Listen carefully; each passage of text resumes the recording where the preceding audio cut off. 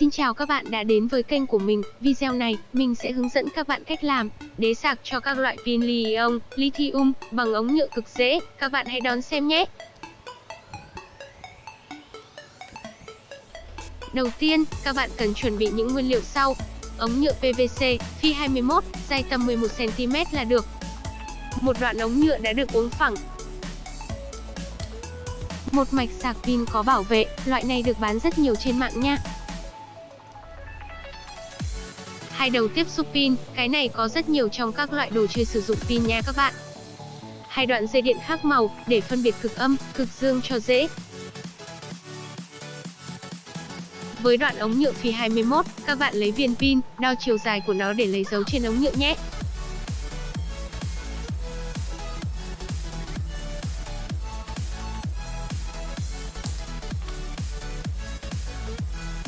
Mình lấy tờ giấy cuốn quanh vị trí đã lấy dấu và dùng bút lông vạch lấy dấu cho đều nhé.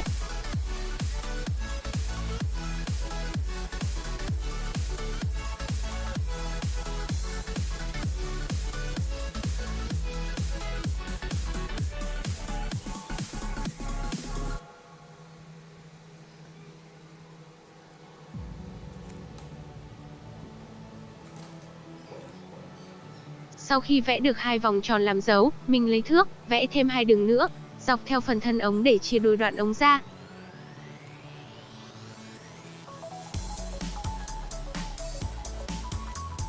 Sau khi vẽ xong mình dùng cưa và dao để cắt phần đánh dấu X đi nhé.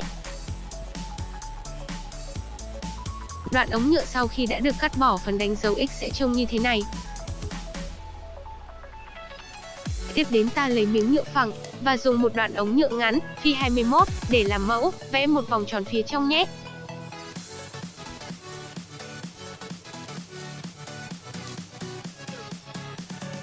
Cắt lấy 3 miếng hình tròn bằng nhau như này.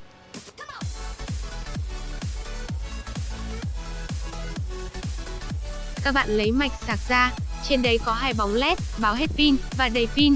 Các bạn ướm thử vào ống nhựa để xem vị trí nó ở đâu, và khoan hai lỗ trên đó để khi sạc còn nhìn thấy đèn có sáng không nhé.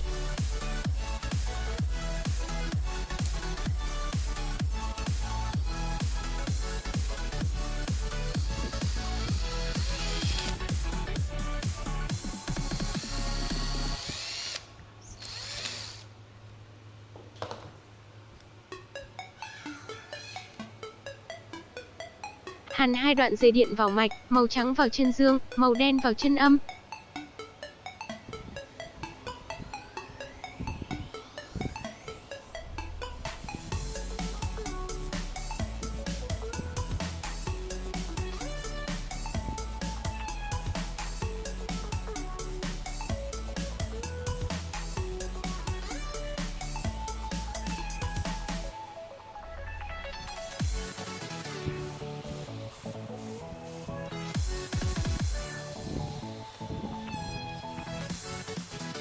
Sau khi hàn xong các bạn gắn mạch vào trong lòng ống nhựa, để ý đến vị trí bóng đèn LED phải trùng với vị trí mình đã khoan lỗ trước đấy.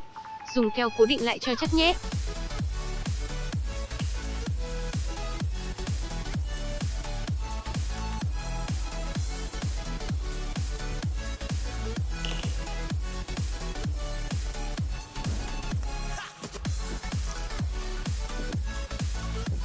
Lấy một miếng nhựa hình tròn lúc trước ra cắt một góc, để dây điện có thể đi qua được, rồi gắn nó vào trong lòng ống như này nhé.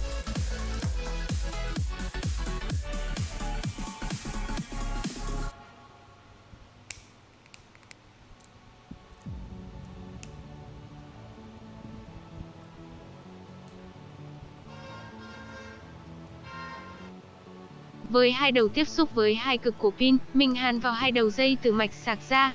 Chú ý là phần có lò xo là cực âm nên sẽ phải hàn với dây màu đen, còn lại hàn vào dây màu trắng. Sau khi hàn xong thì nhét vào trong lòng ống, dùng keo cố định lại cho chắc.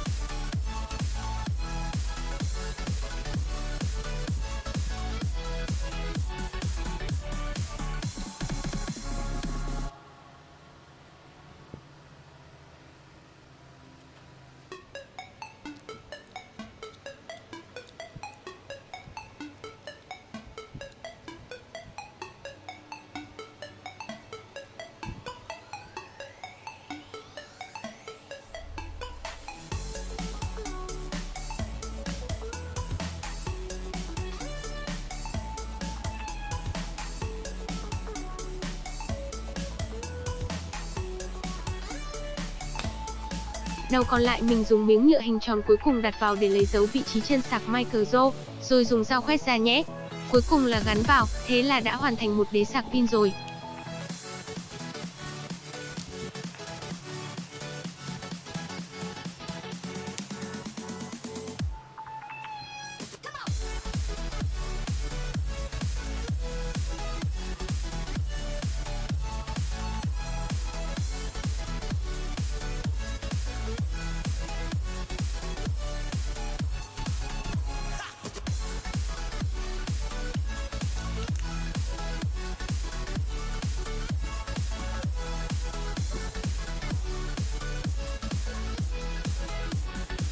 Cho pin vào và cắm sạc.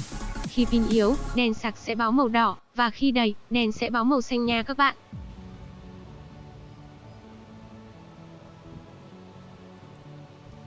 Viên pin này mình đã sạc đầy, giờ mình cho viên pin khác vào sạc tiếp nhé.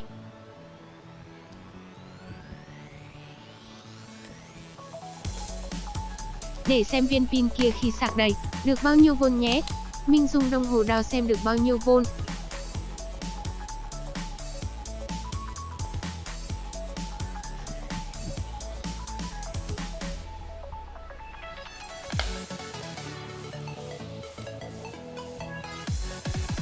Lên đến 4V07 nhé các bạn. Cảm ơn các bạn đã xem hết video, nếu thấy hay, hãy like và đăng ký kênh giúp mình nha.